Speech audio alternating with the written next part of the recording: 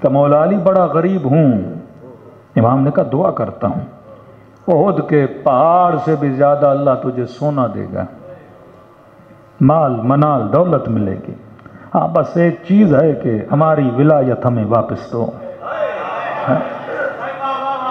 سودا ہے محبت ہماری دو، اور احد کے پہاڑ جتنا سونا لو. تو کہنے لگا مولا سودا گھاٹے کا ہے، میں کرنے کے لیے تیار نہیں ہوں. تو امام نے کہا کہ احد کے پہاڑ کے سونے کو محبت علی کی خاطر ٹھکرانے کے لیے تیار ہو، اور جب تمہارے پاس اتنی قیمتی چیز ہے تو تجھے یہ کہنے کا حق نہیں ہے کہ تو غریب ہے.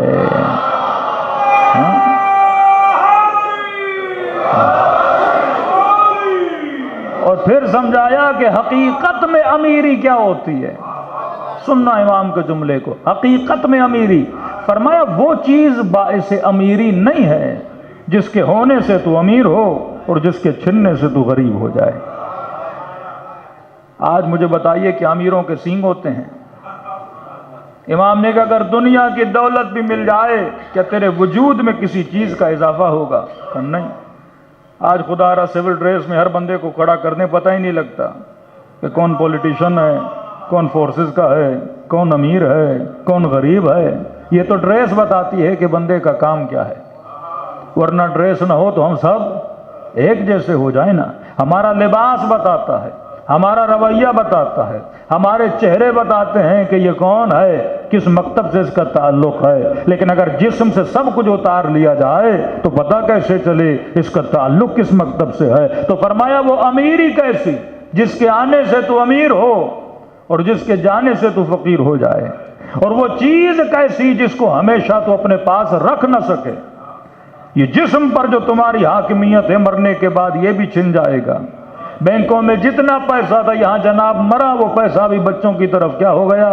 ٹرانسفر ہو گیا. بیوی سے بڑی محبت تھی، یہاں بندہ مرا تو آٹومیٹیکلی طلاق ہو گئی، تیرا کوئی اب اختیار نہیں ہے. تو فرمایا ایسی چیز سے محبت کر جو کبھی تجھ سے جدا نہ ہو. یہ محبت محبت خدا ہے، یہ محبت محبت رسول ہے، یہ محبت محبت آل رسول ہے. یہ وہ محبت ہے جو ہمیشہ تیرے ساتھ رہتی ہے. اور میں سمجھانے کے لیے آغا نراکی کا جملہ ہمیشہ ایڈ کرتا ہوں. فرماتے ہیں دنیا کی کوئی ایسی لذت نہیں جس کی انتہا نجاست نہ ہو. پانی پیو تو انتہا نجاست، کھانا کھاؤ تو انتہا نجاست، لذتیں نکالو تو انتہا نجاست. اور یہ کیسی لذتیں ہیں کہ انتہا نجاست بھی ہے اور لذتیں تھوڑی دیر کے لیے ہیں. لقمہ جب تک منہ میں ہے تو مزہ ہے، نیچے گیا تو مزہ گیا. پانی جب تک ہونٹوں پر ہے تو پانی کا مزہ ہے، نیچے گیا تو مزہ گیا. تو فرمایا ایسی لذتوں کے عاشق کیوں بنتے ہو جس کی انتہا نجاست ہے؟ ایسی لذتوں کے عاشق بنو جس کا ابتدا بھی نور ہو اور انتہا بھی نور ہو.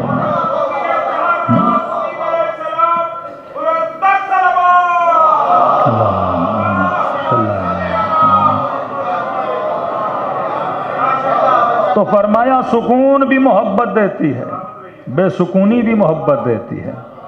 آپ کا بی پی کبھی ہائی کبھی لو، یہ ہائی لو کون کرتا ہے؟ آپ کرتے ہو. کون آپ کے بلڈ پریشر کو ہائی کرتا ہے؟ کون بی پی کو لو کرتا ہے؟ کون تیرے چہروں پہ مسکراہٹ لاتا ہے؟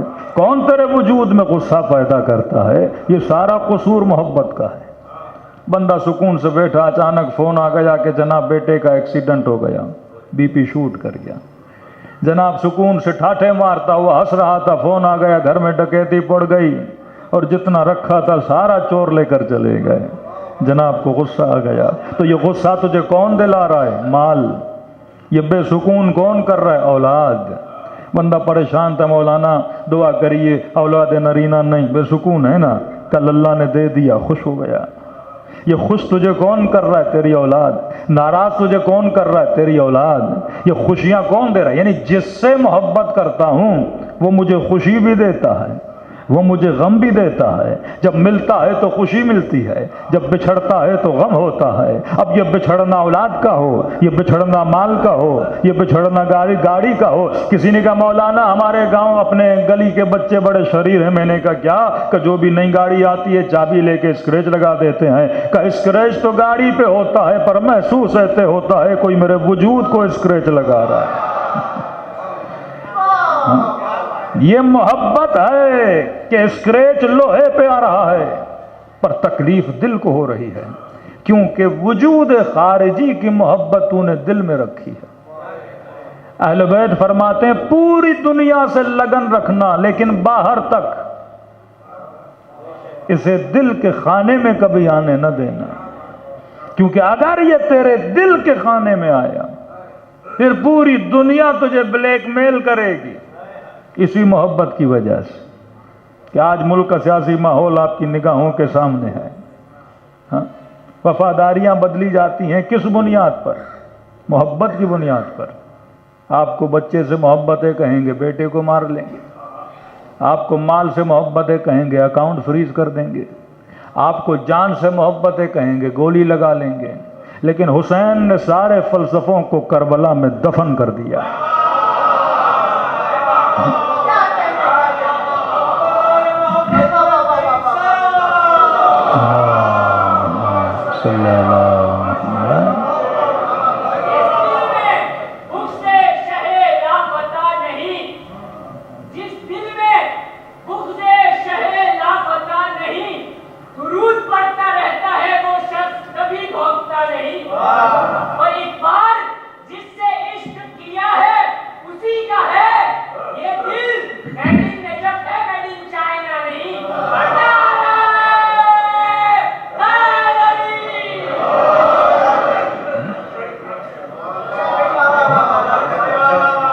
دنیا کا آسان ترین کام ہے نعرہ مارنا، شعر پڑھنا، بہت آسان ہے۔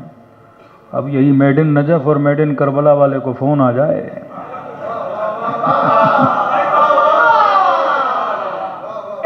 بہت مشکل ہوتا ہے، بہت مشکل ہوتا ہے۔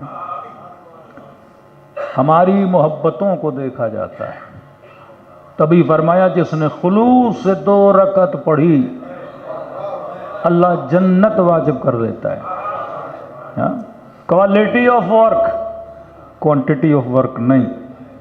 شیطان کی کوانٹٹی بہت زیادہ تھی، بات جب کوالٹی کی آئی تو شیطان بن گیا۔ جھکایا جاتا ہے، ڈرایا جاتا ہے، آخر میں مارا جاتا ہے۔ لیکن کربلا کا فلسفہ، حزب اللہ فلسفہ، شیعہ قوم کا فلسفہ، حسینی فلسفہ، اور جس فلسفے کی وجہ سے خدا نے آج بھی اس قوم کو عزت دی ہے کہ آج دنیا کا ہر مسلمان ظلم اور استبداد کے پاؤں میں گرا ہوا ہے، لیکن ایک ہی علی کے چاہنے والے ہیں، اور وہی حکمران جو علی ابن ابی طالب کو مانتے ہیں وہ دنیا کے کسی ظالم کے سامنے جھکے نہیں۔ اور یہ فلسفہ کب بنتا ہے؟ یہ فلسفہ تب بنتا ہے جب وہ یہ محسوس کریں کہ آپ کسی چیز سے نہیں ڈرتے ہو۔